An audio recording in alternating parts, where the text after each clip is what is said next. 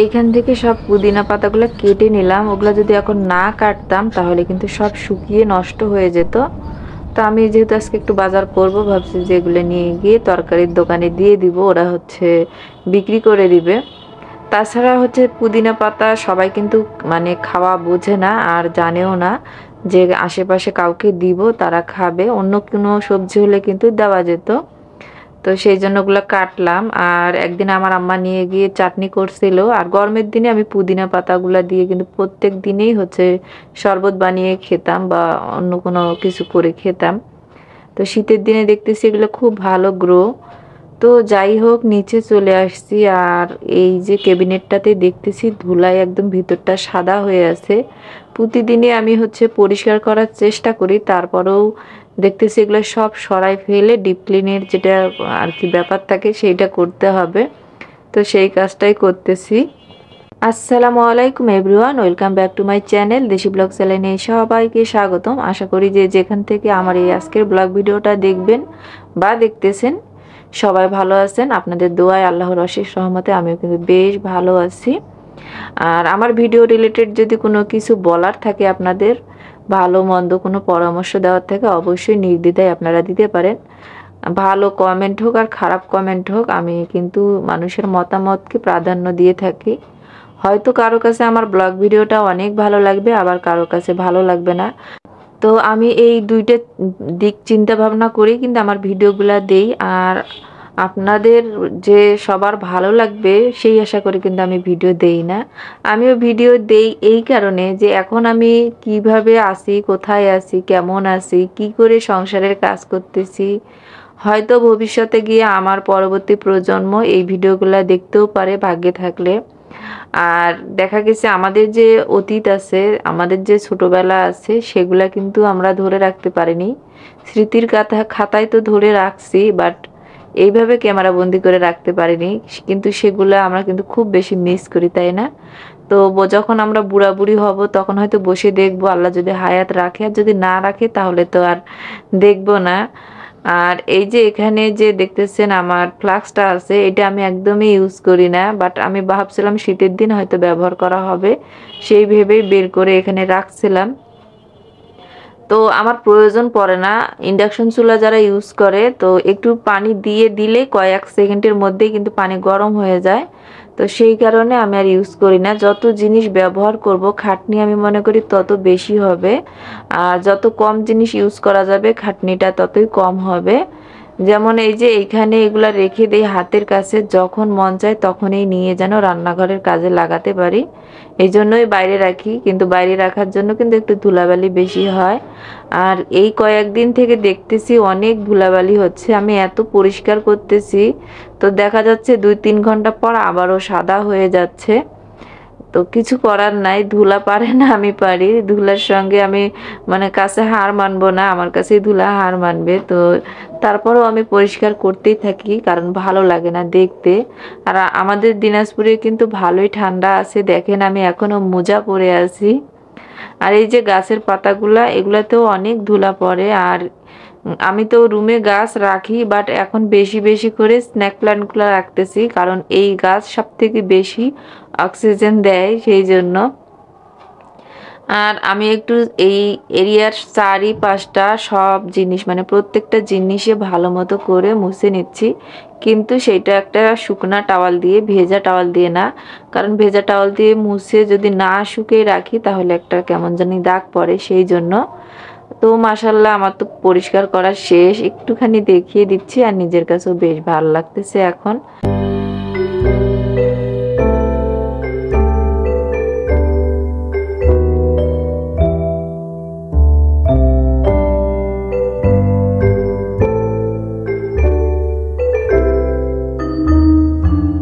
আজকে ভাবলাম যে নিজের গাছের ফুল দিয়ে একটু ঘরটা সাজাবো।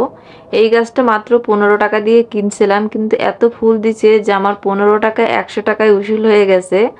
আর ম্যাজেন্ডার কালার তো এত ভালো লাগতেছে, কি বলবো ফুলগুলা দেখতে। ওই জন্য ভাবলাম না, টেবিলে সাজাই, এতে করে বেশি ভালো লাগবে। আর ফুলটা অনেক দিনই ফুটছে কিন্তু শুকায়নি, তার মানে আমি বুঝলাম যে এই ফুলটা কিন্তু অনেক দিন সতেজ থাকবে।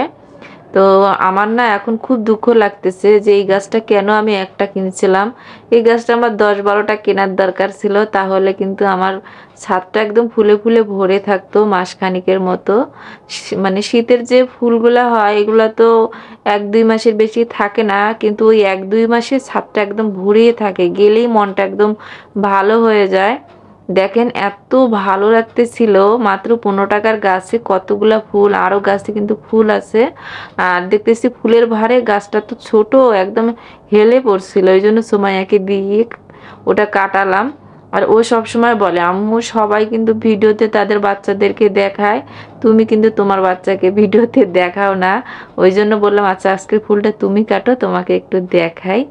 তো ও হচ্ছে দেখা যায় যে কিছু কিছু ভিডিও কিন্তু ইউটিউবে দেখে, যেহেতু স্কুল ছুটি আছে, তো সেইখান থেকেই কিন্তু বলতেছে। বিশেষ করে যে চকলেট হচ্ছে খাওয়ার ব্লগ ভিডিওগুলো হয়, তারপর আইসক্রিম খাওয়ার, সেগুলাই বেশি ও দেখে কেন জানি। তো সকালবেলা তো পরিষ্কার করে নিলাম, গুছিয়ে নিলাম ঘর দুয়ার, এখন হচ্ছে রান্না করব। তো রান্না করার জন্য কি রান্না করব সেটাই চিন্তা করতেছিলাম, পরে ভাবলাম যে ডিম রান্না করি। কয়েকদিন থেকে না মাছ খাওয়া হচ্ছে, তো মাছ আর খাবো না, ডিম খাবো। তো এরপরে সিঙ্কে অনেক প্লেট বাসন ছিল, যেহেতু সকালবেলা আমি ওই সকালবেলা ঠান্ডা পানিতে আর প্লেট বাসন ধুই না, আর আমার কাজের খালা এসেই হচ্ছে প্লেটগুলা ধুয়ে দেয়। কিন্তু মাঝে মাঝে উনি আসে না, এই যে যেমন আজকের দিনে আসেনি। তো আমার তো তরকারি কাটার অভ্যাসটা আর কি নষ্ট হয়ে গেছে বলা যায়। তো সেই জন্য ভাবলাম তরকারি কাটতে হবে না, এমন কিছু রান্না করি। তো আলু সিদ্ধ করে ডিম দিয়ে আলুর ডাল করলে আর তরকারি কাটতে হবে না। আর ফুলকপি তো আমি ফ্রিজে প্রসেসিং করে রাখছি, ওইটাই নামিয়ে আমি আজকে আলুর ডাল দিয়ে ডিম রান্না করব। আর আলুর শাক সেদ্ধ করা আছে, ভাবছি ওইটা হচ্ছে ভর্তা বানাবো। সেই রকম চিন্তা ভাবনা করে কাজ করতেছি। তো আমি যে গ্লোভসগুলো কিনছিলাম ওইটা দিয়েই প্লেট বাসন ধুইছি, খুবই আরাম লাগছে। কিন্তু যেহেতু প্রথমবার একটু আনইজি লাগতেছিল, ব্যবহার করতে করতে হয়তো অভ্যাস হয়ে যাবে। আর এই ডিমগুলা গতদিন নিয়ে আসছিল, ওগুলো আর ধোয়া হয়নি, ভাবলাম এগুলা ধুয়ে এগুলাই রান্না করি। তো সোমার বাবা করে কি একেবারে অনেক ডিম কিনে নিয়ে আসে না, কারণ খাসার ডিম বের করতে গেলে আমি অনেক ডিম ভেঙে ফেলি, সেই জন্য। তো দেখা যায় প্রত্যেকদিন আসার সময় করে 10টা বা হচ্ছে 2 হালি বলে, মানে 8টা এরকম ডিম নিয়ে আসে।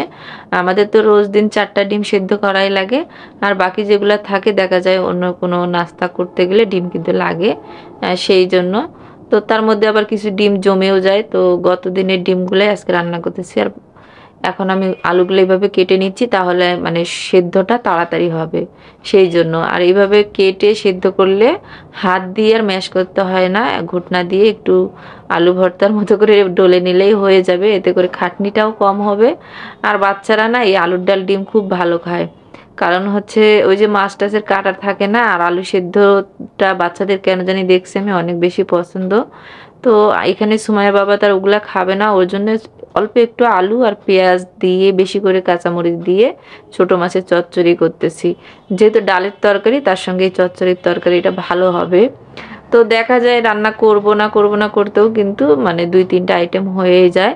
আর আমি না হাত দিয়ে মাখতেছি না, হাতগুলো আমার কেন জানি ফেটে ফেটে গেছে শীতের কারণে, আর কেমন জানি হয়ে গেছে। তো ওই জন্য আমি এইটা দিয়ে এইভাবে দিয়ে পানি দিয়ে দিচ্ছি। স্যাম বলতেছে, আম্মু তোমার হাতগুলো এত কেন খারাপ দেখা যাচ্ছে, কি হয়েছে, তুমি কিছু করো না কেন হাতের যত্ন? তো এই আর কি অবস্থা। পরে দেখতেছি সুমাইয়া না ম্যানিকিওর পেডিকিওর করে না, তো ও ওরকম গরম পানি রেডি করছে আর কি, ইউটিউব দেখে করে আমার হচ্ছে হাতগুলা নিয়ে গিয়ে ও পরিষ্কার করে দিচ্ছে। তো মেয়ে বাচ্চা থাকলে কত শান্তি, তাই না? তো এইটা কিন্তু শুধু সন্তানেরাই কিন্তু মা বাবার এই এই খেয়ালটা রাখে, আমি মনে করি আর কেউ রাখে না। পৃথিবীতে এখন আর কাউকেই বিশ্বাস হয় না নিজের সন্তান ছাড়া। তো এখন ভরসার জায়গা আর বিশ্বাসের জায়গা মনে হয় আমার সন্তান। হয়তো কোনো এক সময় তারাও হয়তো পাশে থাকবে না, তাদের জীবন নিয়ে ব্যস্ত হয়ে পড়বে, কিন্তু এখন যে সময়টা দিচ্ছে, এখন যে আমাকে স্পেশাল ফিল করাচ্ছে, এটাই কি কম নাকি বলেন? এটাও তো অনেক বড় একটা পাওয়া। তো যাই হোক, আমার আলুটা ভালো মতো ফুলকপির সঙ্গে কষিয়ে নিয়ে এখন ডিম আর কুমড়া বড়িগুলো দিয়ে দিচ্ছি। আর কিছু ডিম আমি ভেজে রাখছি, ওই ডিমগুলো আমি পরে দিব। আগে একটু মানে ডিমটা দিয়ে সেদ্ধ করে নিয়ে তারপরে ভাজা ডিমগুলা দিব। তো তারপরে এই যে একটু ফুটে উঠছে, এখন আমি ভাজা ডিমগুলা দিয়ে ঢাকনা দিয়ে দিব। তো এই দিকে হচ্ছে আমি একটা কড়াই উঠে দিচ্ছি, আমি হচ্ছে তেলের পিঠা বানাবো। আর দুপুরের পরে আর ক্যামেরা অন করিনি, এখন কিন্তু সন্ধ্যাবেলা। তো শীতের দিন নিজের হাতে একটু পিঠা পুলি বানিয়ে বাচ্চাদেরকে খাওয়াবো, এটার একটা আলাদাই শান্তি না? যেহেতু আমার বাসার সামনে কিন্তু সব রকম জিনিসের দোকান আছে, এই যে তেলের পিঠাও কিন্তু গরম গরম ভাজে, চাইলেই আমি কিনে নিয়ে এসে খাইতে পারি। কিন্তু নিজের হাতে একটু বানাবো, তারপর বাচ্চারা ওখান থেকেই নিয়ে নিয়ে খাবে, এটার একটা আলাদা ফিলিংস আছে। এটা কিন্তু অনেক শান্তির। বাচ্চারা একটা সময়ের পর বলবে যে আমার আম্মু আমাকে এইটা করে খাইয়েছে, ওইটা করে খাইয়েছে, যখন হয়তো আমি থাকবো না। কিন্তু কিনে নিয়ে এসে খাওয়ার একটা আলাদা শান্তি, আর বাসার জিনিসের একটা আলাদা খাওয়ার শান্তি। তো স্বাদ তো ওই একই থাকে, বাট তারপরেও অনেক বেশি ভালোবাসা থাকে হাতের জিনিসের। আর তেলের পিঠা আমাদের বাসায় বেশি খাওয়া হয়, আর হচ্ছে ভাপা পিঠা। তো এইবার আমি হচ্ছে তেমন একটা ভাপা পিঠা বানাইনি, আমাদের বাসা থেকে বানিয়ে দিয়েছিল 2 দিন। আর হচ্ছে দেখতেছি সুমার বাবা ভাপা পিঠা তেমন একটা খাচ্ছে না, আর বাচ্চারাও খাচ্ছে না, ওই জন্য ওরা যেটা খায় সেটাই করার চেষ্টা করি। তো এই তো পিঠাগুলো মাশাল্লাহ দিলে আজকেও বেশ ভালো হচ্ছিল। আর আমি এখন আবারও দুপুরবেলা ঘন্টাখানিক রেস্ট নেই, দুপুর তো আর নেই। ওই করি কি যে হচ্ছে বিকেলবেলা কাজ শেষ করে ঘন্টাখানিক শুয়ে থাকি, তা না হলে দেখতেছি একদমই ভালো লাগে না, কেমন জানি খিটখিটে মেজাজটা হয়ে যাচ্ছে। তো রেস্ট নেওয়ার পর সন্ধ্যার পরে একটু পিঠা বানালাম। তো পিঠা আমি এরকম বানিয়ে বক্সে এইভাবে করে গুছিয়ে রাখি, আর ওভেনে গরম করে করে বের করে খাওয়া হয়। সপ্তাহখানিক কিন্তু অনায়াসেই খাওয়া যায়, শীতের দিন একদমই মানে কোনো রকম হয় না। তো ওই জন্য একটু বেশি করে বানিয়েছি আজকে, আর ভাবছিলাম একটু বাসাতেও নিয়ে যাব। তো পরে নিয়ে যাব, আজকে তো আর যাব না, কালকে। তো যাওয়ার আগে ওভেনে গরম করে নিয়ে যাব। আমাদের বাসায় কিন্তু ওভেন নাই, তো সেই জন্য। আর পিঠাগুলো যখন এখন দেখতেছি, এখনো কিন্তু মনে হচ্ছে না আজকেও পিঠা বানাবো। তো আজকের ব্লগটা কেমন লাগলো, আশা করি ভালো লাগছে। আল্লাহ হাফেজ।